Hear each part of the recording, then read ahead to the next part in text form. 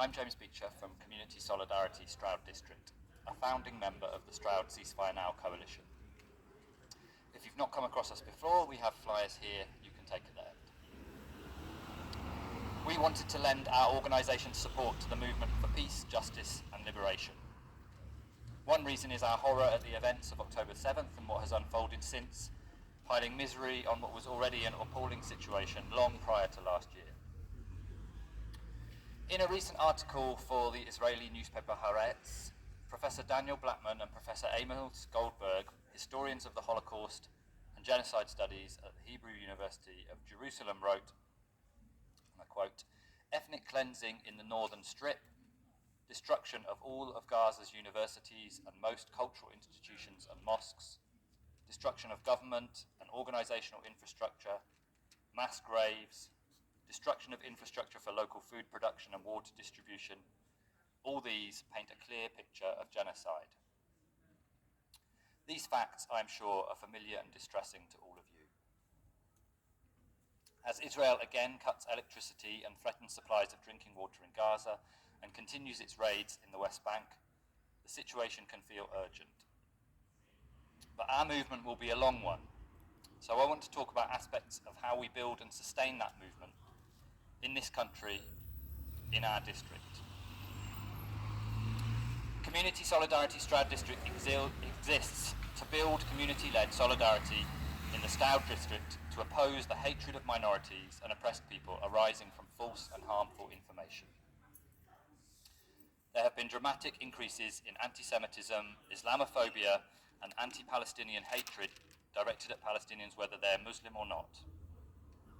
Recently, the charity Tell Mama revealed that it had received 10,700 reports of anti-Muslim hate in 2023, of which 9,600 were verified incidents. Their data show a marked increase in street-based abuse and a surge in online hate following the Southport attack and riots.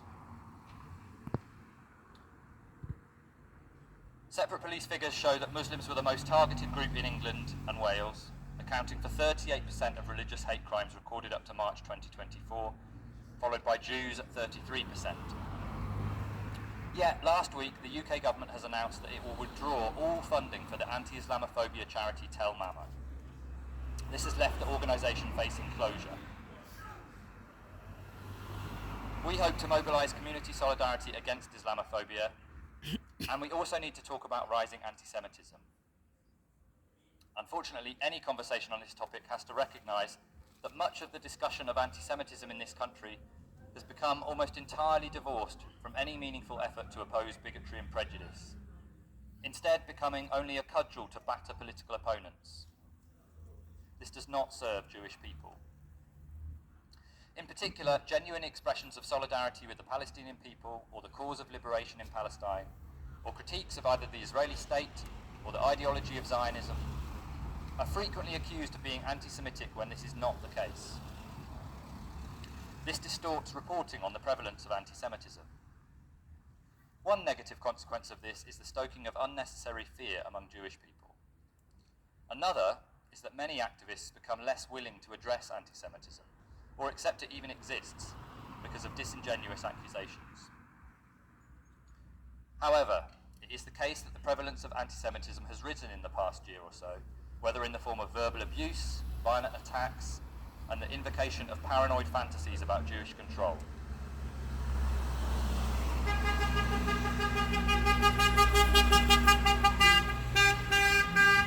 This is happening nationally, locally, and internationally. The far right are seeking to hijack the situation. Elon Musk and Steve Bannon gave Nazi salutes to appeal to anti-Semites and white supremacists. Tommy Robinson allies himself with Zionists in order to build his Islamophobic movement. The Homeland Party says neither Jews nor Muslims, quote, belong in the UK and should be remigrated. And we've seen moments when anti-Semitism in our spaces has gone unchallenged, or calls to address it are met with divisive silence, dismissive silence, or defensiveness. Yet our movements are undermined when they are sent into a tailspin by this topic, and strengthened when we are prepared to deal with issues with clarity. Locally, we've seen swastikas scrawled on walls and kids' play areas. Last year, we also experienced an attempt to organise Nazi-sympathising meetings locally, one marking the anniversary of Hitler's birth and another promoting the infamous anti-Semitic conspiracy, the Protocols of the Elders of Zion. These meetings were to be addressed by John Hamer, a white supremacist spreading both anti-Semitism and Islamophobia.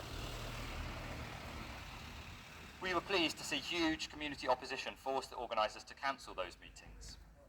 And we were also grateful to Palestine Solidarity Campaign Stroud District for supporting our efforts to expose Saskia Whitfield, a candidate to be our MP in the last election. She had tried to cloak her anti-Semitism, which extended as far as Holocaust denial and Nazi sympathising, in the language of solidarity with Palestine or anti-Zionism. In community solidarity, we firmly believe that safety for communities comes through solidarity. Those of us committed to liberation, justice and peace must oppose Islamophobia, anti-Palestinian racism, anti-Jewish hatred and conspiratorial fantasies that falsely position Jews as orchestrating world events. In the words of a Jewish activist in pro-Palestinian work in the US, Dove Kent, solidarity is not easy, it is difficult, it is trying, it is facing disappointments in each other over and over again, and reaching for each other over and over again. It's not walking away. We believe that we can identify commonalities and intersections between different forms of oppression, anti-Semitism and Islamophobia among them. This does not mean that these kinds of oppression work in the same way or that the experiences of those targeted by different forms of oppression are identical. There is work to do to learn about the experiences of people who experience marginalization and racism. For example, to understand the inherited intergenerational trauma in Jewish communities that can drive some Jewish people to uncritically support the actions of the Israeli state. And we should accept the invitation of the Stroud District Muslim community at their free event on Saturday the 22nd of March to break their fast, share the iftar meal and learn about the importance of Ramadan and the experiences and opinions of Muslims living locally. As we stand together in silence tonight to reflect on ongoing violence, suffering and oppression, to reaffirm our desire for a permanent ceasefire and a just peace, let us also commit to caring for one another, to opposing racism and hatred, and to building safety for all. Thank you.